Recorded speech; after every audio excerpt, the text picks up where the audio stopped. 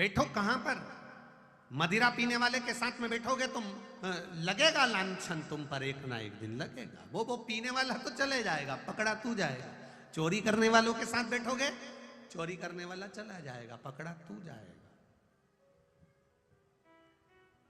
बुरा काम करने वाला कभी रुकता नहीं, वो भाग जाता है। अच्छा बहुत दिनों तक जेल में, थाने में पड़ा रहता है। उसको सिद्ध करने में समय लग जाता है कि मैं था ही नहीं। कौन संभाले? कौन संभाले? कहां बैठना है? हम किस जगह पर बैठे हैं? हम किस जगह विराजमान हुए, कभी सोचिएगा। क्यों कहते हैं पीपल के पेड़ के नीचे बैठो, बेलपत्री के पेड़ के नीचे बैठो, माता पिता के चरणों में बैठो, गुरुजन के चरणों में बैठो, तीर्थ में बैठो, पवित्र नदियों के तट पर बैठो, जहाँ किसी संत साधु ने तप करा हो वहाँ बैठो। क्यों कहा जाता है? कभी किसी ने ये थोड़ी ना कहा तुमसे कि किसी गटर के किनारे बैठो। चांदनी चौक पे जो 4 बत्ती चौराया है वहां कटोरा लेके बैठो। कोई तुमसे कहा? नहीं। कहने वाले ने क्या कहा? संत बैठे उनके चरणों में बैठो, गुरुजन बैठे उनके चरणों में बैठो, जहां पर किसी संत ने तप करा वहां बैठो। वृंदावन, मथुरा, गोकुल, हरिद्वार, गंगा यमुना नदी के तट पर बैठो, पवित्र स्थान पर बैठो, शिव महापुराण में बैठो, शिवालय में बैठो, मंदिर में बैठो, माता पिता के चरणों में बैठो। क्यों कहते हैं? अच्छी जगह बैठोगे तो वहां से जो एनर्जी मिलेगी, वहां से जो ऊर्जा मिलेगी, वो तुम्हारी जिंदगी को संवारती चली जाएगी। अच्छी जगह बैठो।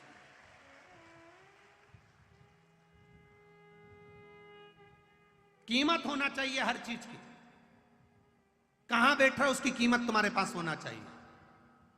कहां बैठ रहे हो? तुम यहां से निकलो, अभी यहां से जाना, बाहर चाय की दुकान होगी, वहां जाके खड़े हो जाना। चाय कितने की है? 10 रुपए की। ठेले पर चाय की कीमत कितनी है? बोलो बोलो जम के। 10 रुपए की। और आगे जाना, ग्रेटर नोएडा की इकोटेक सेक्टर से थोड़ा आगे निकलना, एक बड़ी सी सुंदर सी होटल मिले, छोटी, ज्यादा बड़ी नहीं, छोटी होटल, वहां जाना। चाय देना भैया। कितने की चाय मिलेगी? कम से कम 20 रुपए की। और आगे जाना, वीआईपी होटल में पहुंचना, चाय देना 50 रुपए की। और वीआईपी होटल में जाना, और वीआईपी होटल में 5 स्टार 7 स्टार 150 रुपए की। क्या? चाय। जो चाय की पत्ती इसने डाली, वही चाय की पत्ती उसने डाली। जो दूध उसने डाला, वही उसने डाला। जो इलायची इसने डाली, वही उसने डाली। जो अदरक इसने डाली, वही अदरक उसने डाली। क्यों? चाय 10 रुपए की थी, वहां 200 की हो गई, 150 की हो गई।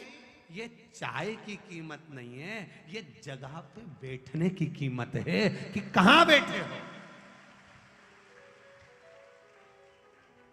जब तक मनुष्य शिव महापुराण में नहीं बैठता, जब तक मनुष्य शंकर के शिवालय में नहीं बैठता, जब तक मनुष्य किसी भगवान के धाम में नहीं बैठता, उसकी कीमत भी 10 रुपए की चाय के बराबर रहती है। जब वो एक बार शिव पुराण में जाकर बैठ जाता है तो 7 स्टार की कीमत हो जाती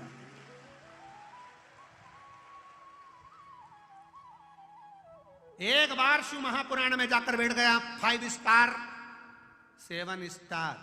परंतु हम तो कहते हैं सारे स्टार फीके हैं, तुम तो सुपर स्टार की गिनती में आ जाते हो अगर शिव तत्व को जान। शंकर की कथा में जो जाकर बैठ गया, शिव महापुराण में जाकर जो बैठ गया, शंकर के अनुमोदन में जो बैठ गया, एक बार जिंदगी में 1 लोटा जल चढ़ाना जिसने प्रारंभ कर दिया, शिव मंदिर तक जाना प्रारंभ कर दिया, वो सुपरस्टार की गिनती में आ गया। भले तुम देखना सुपरस्टार का जैसे लोग फोटो खींचते हैं, तुम रोज रोज मंदिर जाना तो चालू करो, तुम रोज रोज शिव के द्वार जाना चालू करो। जितने आसपास मंदिर के रहते होंगे तुम्हारे को घूर घूर के देखते रहेंगे। बताओ, रोज जाती है? रोज? ये तो सियोर वाला महाराज की पगली हो गई, रोज जाती है। ये तो रोज मंदिर पहुंच जाती है। जब देखो जब मंदिर में मिलती है, कहाँ मिलेगी, इसका एड्रेस कहाँ है, कोई पूछे कहाँ मिलेगी तो कि वो शिवालय में मिलेगी, कोई पूछे कहाँ मिलेगी, मंदिर में मिलेगी। अपन ने अपना एड्रेस बदल लिया, पहले एड्रेस था यहाँ रहते थे, अब कहाँ रहते हैं, मंदिर, एड्रेस चेंज। बड़ी कृपा है उसकी। तारकासुर को मारने के लिए सारे के सारे देवता ब्रह्मा जी के साथ शिव जी के पास गए। भोलेनाथ जी ने कहा क्या बात है, ये तारकासुर कैसे मरेगा, षडानंद कार्तिकेय मारेंगे। देवी पार्वती से कहा जाओ कार्तिकेय को आज्ञा दो। कार्तिकेय को आज्ञा दे दी माता पार्वती ने, जाओ तारकासुर का संहार करो। तारकासुर का संहार तो कर दूं मां, मैं जा रहा हूं, पर माता पार्वती ने कहा इसके हृदय में बाण मत चलाना, इसके हृदय में छेद मत करना। क्यों? क्योंकि इसके हृदय में शिव बैठा है। इसके हृदय में भगवान देवाधिदेव महादेव विराजमान है। जिसके दिल में, हृदय में शिव बैठा रहता है, उसका हृदय कभी फिर हॉस्पिटल में नहीं खुलता है। दिल की बीमारी उसी को होती है जिसके दिल में महादेव नहीं होता है। समझना जरा, दिल की बीमारी उसी को होती है जिसके दिल में महादेव नहीं होता। जिसके दिल में महादेव होता है उसे बीमारी दिल की होती ही नहीं। पत्र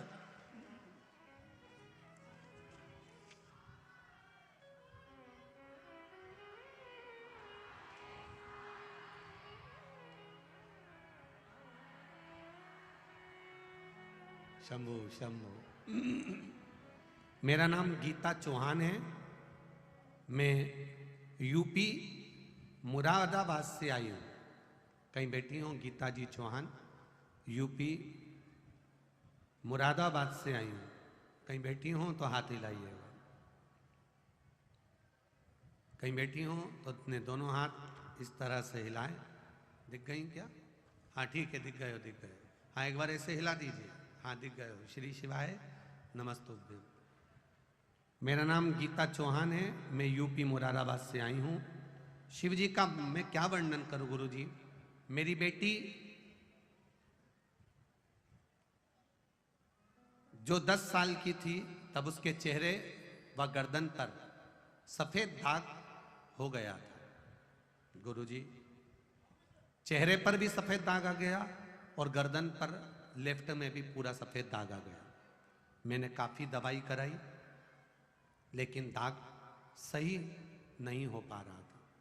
बेटी छोटी थी, 10 साल की थी, उसके कारण बस टेंशन भी था कि बेटी का जीवन है, ये दाग उसके शरीर पर है सफेद, अच्छा नहीं लगता। परेशान हो गए। बेटी बड़ी होती चली गई, दाग और बढ़ते चले गए। हम दवाइयों पर दवाई कराते रहे पर वो दाग ठीक नहीं हुए। बेटी की भी उम्र बढ़ती जा रही, दाग समाप्त नहीं हो रहे। आपने लॉकडाउन में जब कथा करी थी तो उसमें शूल टंकेश्वर महादेव का वर्णन किया था।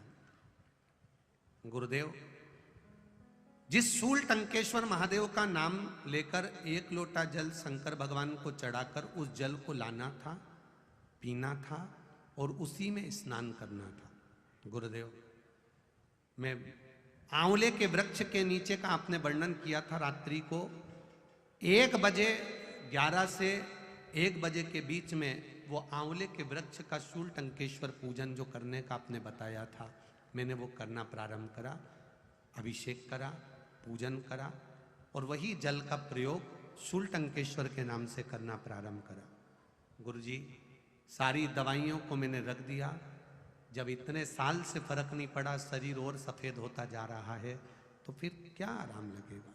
सब छोड़कर शूल टंकेश्वर महादेव का नाम लेकर आंवले के वृक्ष के नीचे का अभिषेक जो आपने कहा वही करना प्रारंभ करा और बाबा की कृपा से उस जल को शरीर पर लगाकर सूर्य चंद्र की रोशनी में बैठना, उसका स्मरण करना।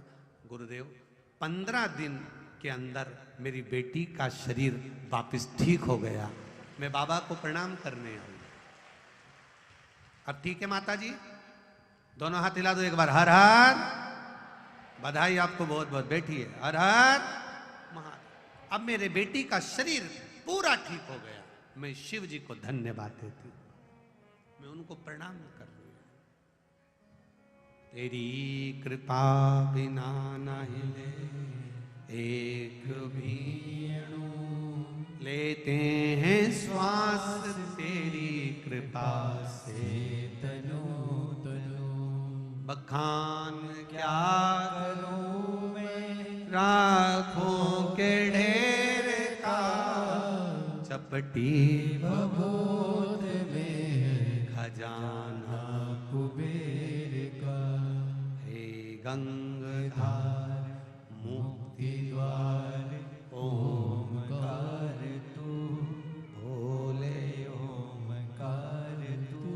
आयो शरण तिहारी शंभो तार तार तू। शिव कथा का आपने शूलटंकेश्वर का हमने इस कथा में भी शूलटंकेश्वर भगवान का वर्णन किया है। है स्मरण किसी को? कथा के पहले दिन और दूसरे दिन शूलटंकेश्वर का वर्णन करते हुए कथा में विस्तार से वर्णन किया था। उनके जल का महत्व और शमी के फूल का महत्व इस कथा में बड़ा विशेष कहा। जो 24 तारीख से कथा आएगी 2 बजे टीवी पर आस्था चैनल पर, वो पंचपुष्प बड़े ध्यान से सुनना आप लोग, और प्रयास करेंगे जो पुष्प शिव जी को चढ़ता है और नहीं चढ़ता उसका फोटो भी आपको प्रयास करेंगे। अगर उस गांव में मिल गया तो हम आपको दिखाने का प्रयास करेंगे कथा के माध्यम से। आस्था चैनल प्रयास करेंगे।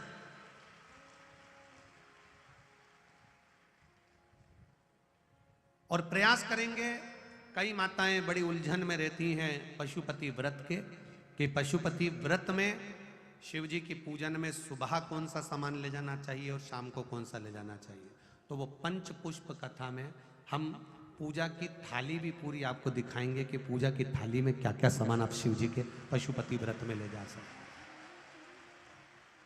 थोड़ा सा कथा थोड़ी सी चेंज रहेगी 5 दिन की, पर पूरे विश्व में इतिहास रच जाएगी वो 5 दिन की कथा। ये भी निश्चित उसको समझना है हमको। पशुपति व्रत आखिर हम कर रहे हैं तो वो किस भाव से, दिए कैसे रखना है, दिए की बाती का मुख किधर होना चाहिए, आखिरी का नरियल 5वें दिन का कहां रखना है, 5वें सोमवार का, वो सब चीज का स्मरण। बहुत लोगों को लोग भटका रहे हैं और लोग उससे भटकते जा रहे। उसका स्मरण उस कथा में प्रयास करेंगे हम पूरा कि आपको मिले। और उस कथा की लिंक अगर आपके पास में आए तो आप भी दूसरे को पहुंचाते जाना, जिससे उनको भी उस फूल का महत्व मालूम पड़े, उस पुष्प का महत्व मालूम पड़े। हे 5 दिन की कथा पर जीवन का एक आनंद रहे। शिव कथा कर उसके हृदय में आप बाण ना छोड़िएगा। अगर हृदय में बाण छोड़ोगे तो उसको लगेगा, चुभेगा। हृदय में बाण ना छोड़ो। जहां मेरा शिव बसता, तारकासुर के हृदय में मेरा शंकर भगवान बसता है, इसलिए उनके हृदय में बाण ना छोड़ा जाए। शिव महापुराण की कथा कर रही है, जिसके हृदय में शिव बैठा हो, जो शंकर से लगन लगा कर बैठा हो, उसका दिल कभी मत दुखाना, नहीं तो पूरा वंश नष्ट हो जाता है। जो शंकर की आराधना कर रहा हो, जिसके भीतर शिव बैठा हो, जिसकी वाणी में शंकर बैठा हो, दृष्टि में शंकर बैठा हो, चित्त में शंकर बैठा हो, जो दिन रात शंकर के स्मरण में लगा हो, शिव भक्ति में लगा हो, उसका दिल कभी मत दुखाना, नहीं तो वंश नष्ट होने में देरी नहीं लगती। जीव को रोना पड़ता है और एक पीढ़ी नहीं रोती, ना जाने कितनी पीढ़ियां केवल रोती ही निकल जाती हैं। क्यों किसी का दिल दुखा? आप मंदिर में दिया जलाए मत जलाओ, मंदिर में अगरबत्ती लगाओ मत लगाओ, मंदिर में मीठे का भोग लगाओ मत लगाओ, मंदिर में फूल चढ़ाओ मत चढ़ाओ। शिव महापुराण कहती है पर किसी का दिल मत दुखाओ। दिए लगाने के बराबर है, अगरबत्ती लगाने के बराबर है, फूल चढ़ाने के बराबर। किसी का चित्त ना दुखे, किसी के हृदय को घात ना हो। जो शंकर का गुणगान करे, शिव मंदिर जा रहा हो, एक लोटा जल चढ़ा रहा हो, भगवान की भक्ति में डूबा, तुम उसको क्यों ताना देते हो, क्यों शब्द करते हो? उसने तुम्हारा क्या बिगाड़ा? क्यों उसके लिए आड़ा टेढ़ा बोलना? क्यों कहना? क्यों अपना वंश नष्ट कर रहे? क्यों अपना कुल का नाश कर रहे? क्यों? किस लिए? भक्ति में रमो, भजन में रमो, स्मरण में रमो। हम तो यहां तक कहेंगे, अगर कोई आप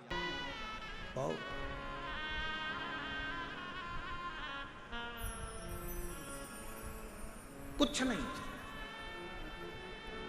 जिस दिन अहंकार छोड़कर, अभिमत्ता त्याग कर, अभिमान का त्याग कर कर, जिस दिन अहंकार को छोड़कर तुम शिव की ओर बढ़ोगे, शिव तुम्हें प्राप्त हो जाएगा। हस्तिनापुर, शिव महापुराण की कथा में हस्तिन नाम का जो राजा था वो शंकर का परम उपासक था, जिसने इस राज्य को बसाया था।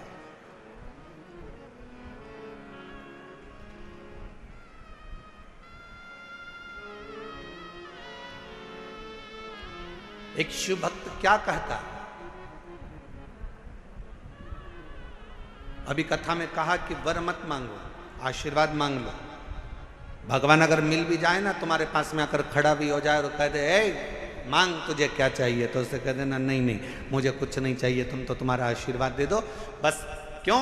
क्योंकि वरदान दोगे तो हो सकता है एक दिन समाप्त हो जाए। हमने फ्रिज मांग लिया, कूलर मांग लिया, एसी मांग लिया, ये मांग लिया, वो मांग लिया, गाड़ी मांग ली, बंगला मांग लिया, सामान मांग लिया, बेटा मांग लिया, बेटी मांग ली, दौलत मांग लिया, सत्ता मांग ली, हो सकता है एक दिन समाप्त हो जाए। पर यदि आपका अगर आशीर्वाद होगा तो ये कभी समाप्त होने वाला नहीं है। वर समाप्त हो सकता है पर आशीर्वाद कभी समाप्त नहीं होता, वो अजर और अमर रहता है। वो आपके आज भी है और कल भी है।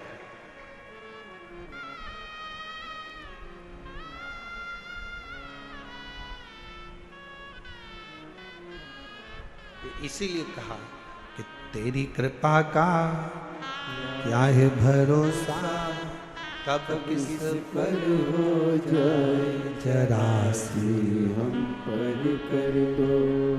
जी जिसको आता है वो भी बोलो साथ में, तेरी कृपा का क्या है भरोसा, कब किस पर हो जाए जरा सी हम पर कर दो, जरा सी हम पर कर दो। पापी हो चाहे जितना उसका भी बाबा उद्धार किया, उद्धार हुआ।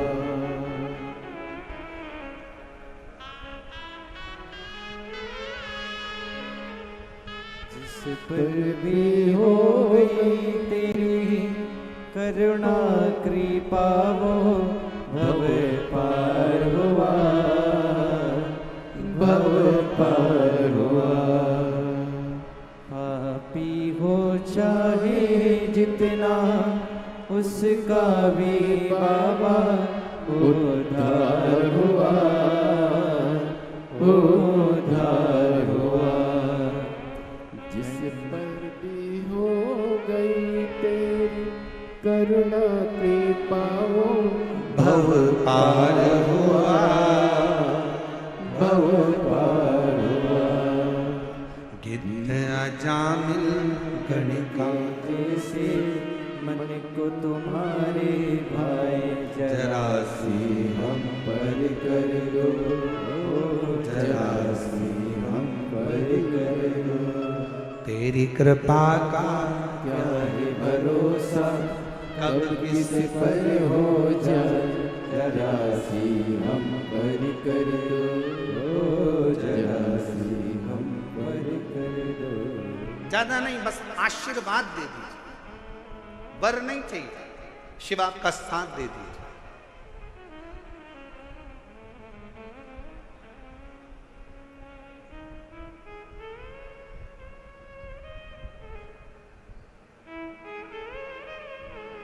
एक कथा आती है,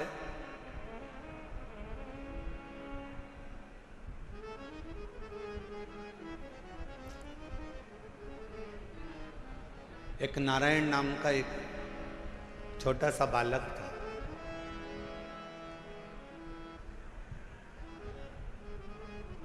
सोमवार अष्टमी की कथा है, आप लोगों ने पढ़ी भी होगी, स्मरण में भी होगी।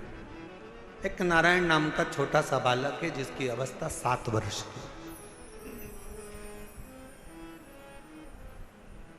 केवल 7 वर्ष की अवस्था। और ये सोमवार अष्टमी की बड़ी सुंदर कथा आज स्मरण में आई है, तो आप लोग और हम लोग उसको श्रवण करें।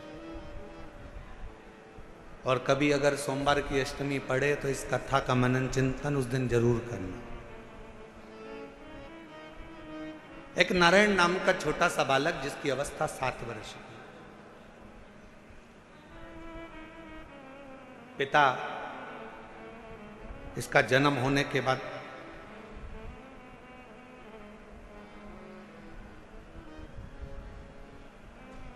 किसी गलत मार्ग में चले गए और किसी अन्य स्त्री के साथ रहना चालू कर दिया। नारायण अपनी मां के साथ में रह रहा,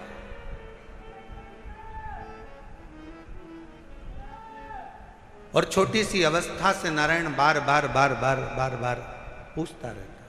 छोटी सी अवस्था से नारायण अपनी मां से पूछता रहता है कि मेरे पिता कहाँ हैं, मेरे पिता कहाँ हैं, मेरे पिता कहाँ। मेरी दिल्ली की जीजियों, मेरे दिल्ली के जीजाओं, मेरी बेटियों बेटाओं, मेरी माताओं, मेरे भाई, मेरी बहनों, बड़ा ध्यान लगाकर सुनना कि जन्म हुआ, पिता ने अपनी पत्नी पर कुछ गलत बातों का इल्जाम लगा दिया और बच्चे को और मां को छोड़कर पिता किसी अन्य स्त्री के साथ चला गया। साथ रहने लगा, गांव बदल दिया, नगर बदल दिया, शहर बदल दिया। पिता दूसरे गांव में, दूसरे नगर में, दूसरे शहर में रह रहा है और यहाँ मां अपने बच्चे को पाल पोस कर नारायण को बड़ा कर।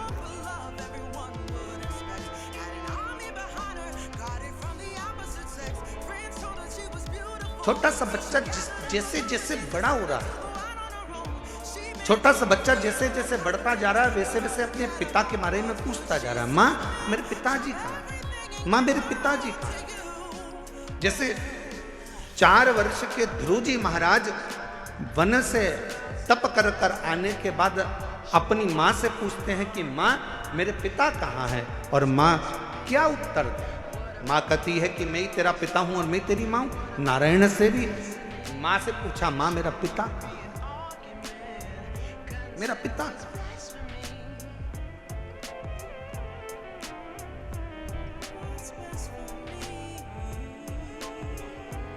एक दिन गुस्से में आकर माँ ने कह दिया, क्या पिता पिता पिता पिता पूछता रहता है, क्या दिन भर पिता का नाम लेता रहता है। मैंने तुझे पाल पोस कर बड़ा करा, कभी मेरा भी नाम लिया कर, क्या पिता का नाम लेता। सोमवार की अष्टमी की कथा कहती है कि पिता का नाम लेते हुए बच्चे को मां ने एक दिन खूब डांटा, खूब फटकारा, पर बेटे की चित्त वृत्ति से पिता का स्मरण जाता है,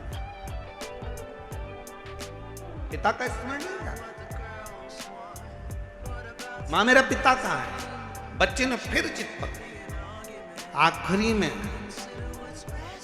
मां ने तुरंत चिल्लाकर कह दिया, पिता पिता कहता है, ये सामने जो पत्थर पड़ा है, सामने जो भाटा पड़ा है, सामने जो कंकर पड़ा है, सामने जो पत्थर पड़ा है, यही तेरा पिता है।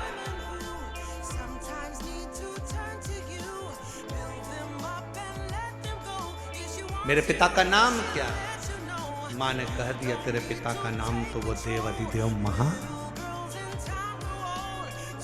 ध्यान देना जरा, मेरी दिल्ली की जीजियों, मेरे दिल्ली के जीजाओं, मेरी बेटियों, मेरी बेटाओं, मेरी माओ, ये भारत की वो भूमि है, ये भारत की वो धरा है। ये कोई साधारण सी भूमि या साधारण सी धरा नहीं।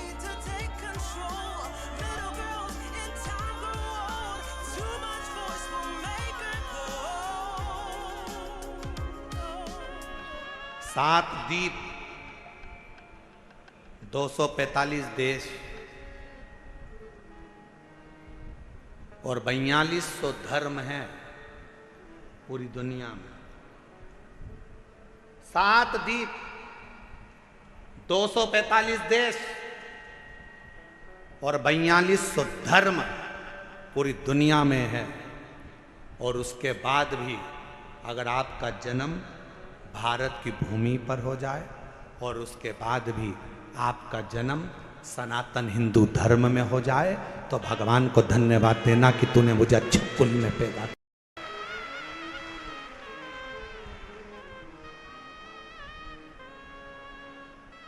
छाती तान कर चलना कि सनातन धर्म में तुम जन्मे हो।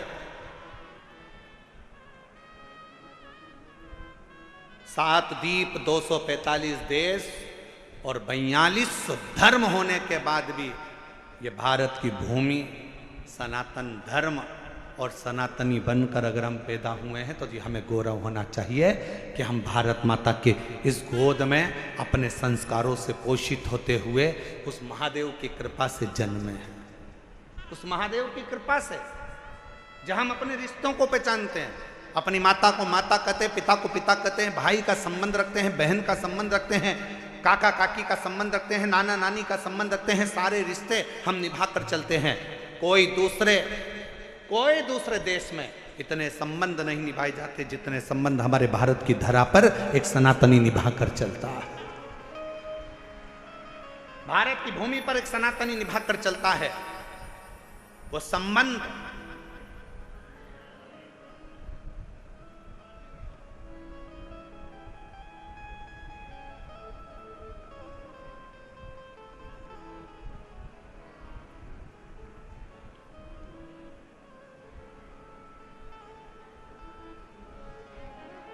और कोई अच्छे संबंधी तो हैं तुम्हारे?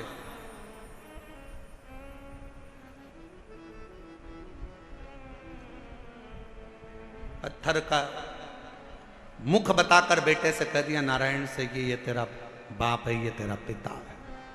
शिव महापुराण की कथा क्या करती है? शिव महापुराण की कथा ने करा क्या? शिव महापुराण की कथा ने केवल विश्वास जगाया है कि जिस तुम्हारे घर के पास के शंकर के मंदिर में 1 लोटा जल चढ़ाने जाओ, जिस शिव जी के मंदिर में तुम जल चढ़ा रहे हो, जिस शंकर जी के मंदिर में तुम जल चढ़ाने गए हो, जिस शंकर जी के मंदिर में तुम बेलपत्र चढ़ाने गए हो, जिस शंकर जी के मंदिर में तुम स्तुति गाने गए हो, जिस शंकर जी के मंदिर में तुम भजन करने गए हो, जिस शंकर जी के मंदिर में तुम नाम जाप करने गए हो, बस तुमने उसको अपना पिता मान लिया। यही शिव पुराण कर रही हो, ये सोमवार की अष्टमी की कथा कर रही हो।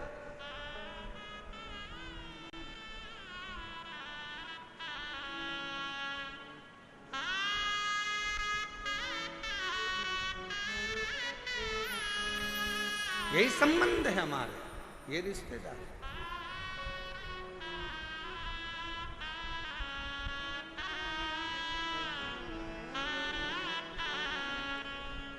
और रिश्ता तेरा मेरा सबसे प्यारा, रिश्ता तेरा मेरा सबसे प्यारा, तू मेरा बाबा मैं हूँ तेरा लाला, मैं हूँ तेरा लाला, तू मेरा बाबा मैं हूँ तेरा लाला, मैं हूँ तेरा लाला। यही संबंध। नारायण ये पत्थर, ये सामने जो शिला पड़ी है, ये पत्थर पड़ा है, ये कंकर पड़ा है, ये भाटा पड़ा है, यही तेरा पिता है। क्या नाम है? बता दिया, इसका नाम देवाधिदेव महादेव। बता दिया। घर के कई माताओं ने अपने बच्चों को भेज दिया 1 लोटा जल लेकर जाओ शंकर जी के मंदिर में जल चढ़ाओ। माँ वहां पर शंकर जी कहाँ है? तो कि ये जो शिवलिंग है यही शिव है, यही पिता है, यही